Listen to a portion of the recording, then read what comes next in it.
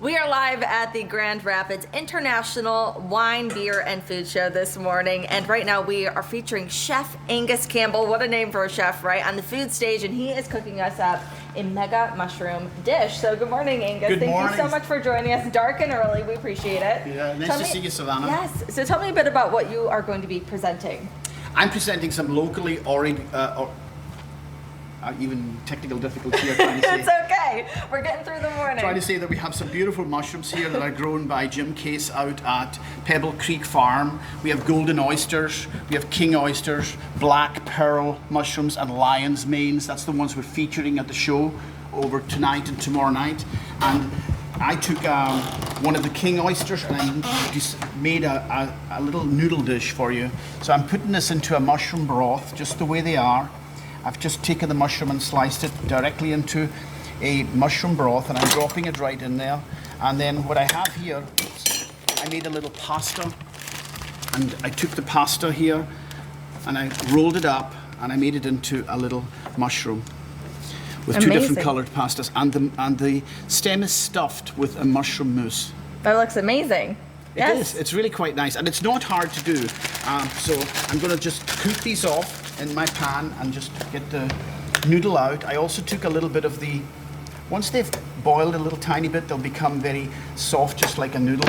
And then I took a little piece of a smaller one, and I just roasted it in a pan and grilled it.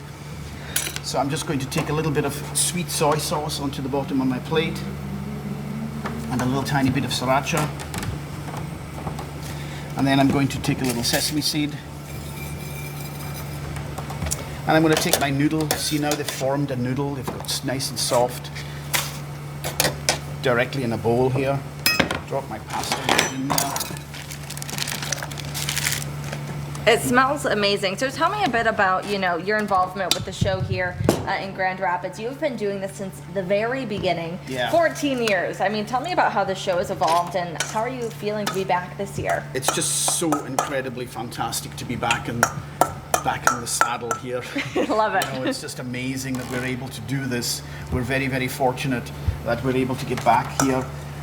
The show has just evolved into one of the best in the country now. It's just an amazing effort by everybody.